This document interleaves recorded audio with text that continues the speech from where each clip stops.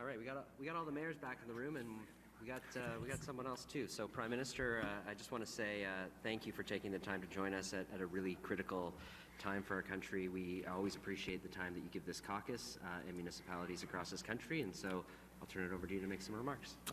Thank you so much. Good afternoon, everyone. Bonjour. Josh, thank you for welcoming Carole. Thank you for your leadership as well. But all of you around the table, thank you for being here, particularly highlighting those who were just elected last year, Cynthia in Saskatoon, Chad in Regina, Andy in Halifax. Welcome to this. I've been coming to Big City Mayor Caucus for 10, 11 years now, and this is a really important forum for leadership that is truly national. The impact that the big city mayors have on the lives of Canadians in so many ways cannot be overstated, and the opportunity to sit down with you is a foundational responsibility for any Prime Minister, and I'm so glad to have spent as much time as we have doing really important work.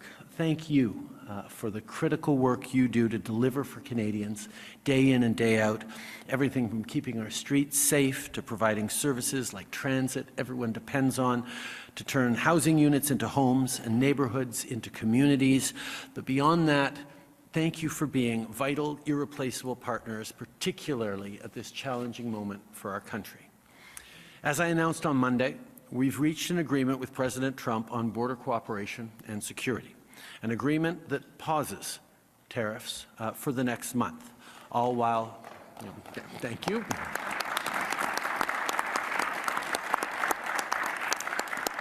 Of course, we will and have committed to jointly tackling the scourge that is fentanyl through the launch of a Canada-U.S. joint strike force, through the appointment of a fentanyl SAR here in Canada, but also through the continued implementation of our ambitious $1.3 billion border plan.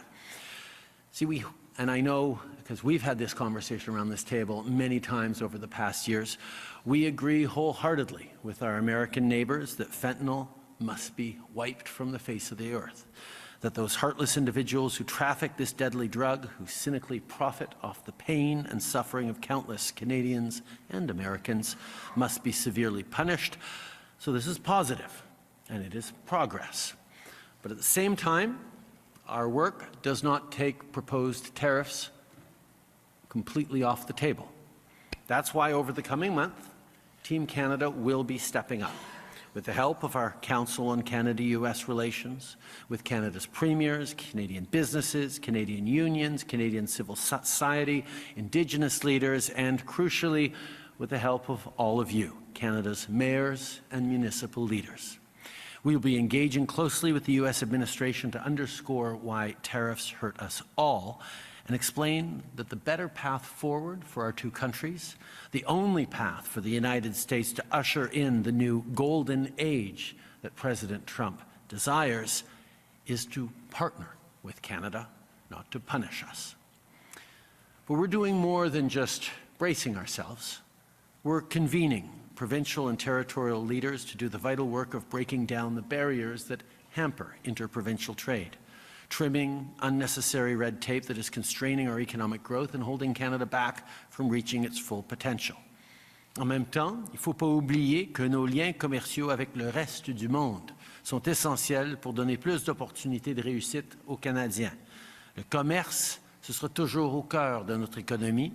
Même avec une population modeste, le Canada fournit énormément de ressources, de produits et de services qui sont recherchés partout autour du globe.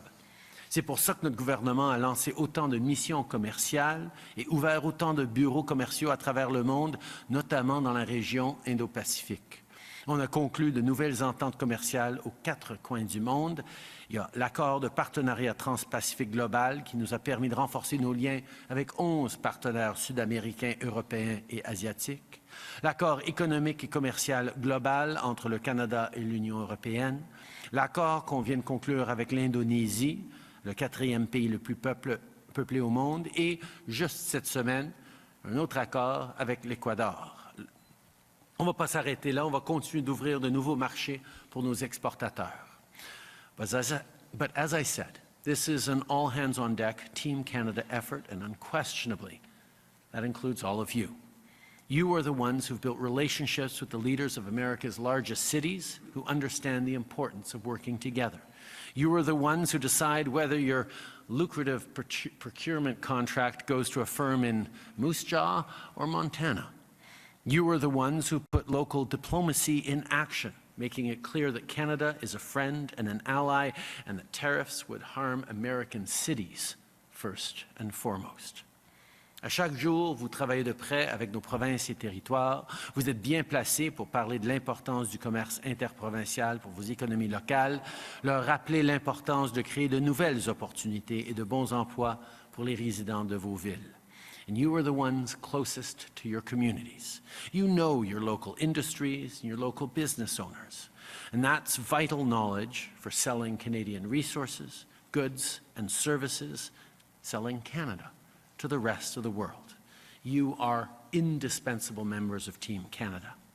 Over the last few weeks, I think we've all been blown away by how Canadians have responded to the proposed tariffs from the United States. Canadians have shown just how much we love this great country of ours. We've shown that when our backs are up against the wall, we will all stand together for Canada. We will choose Canada. Over the next few weeks, we will need to keep that spirit up because we're not out of the woods yet. Because we don't just want to get through this challenging moment, we want to emerge from it stronger than ever before. And that starts, of course, with all of you leading Canadian municipalities into a brighter future. Merci beaucoup, mes amis. Thank you all very much.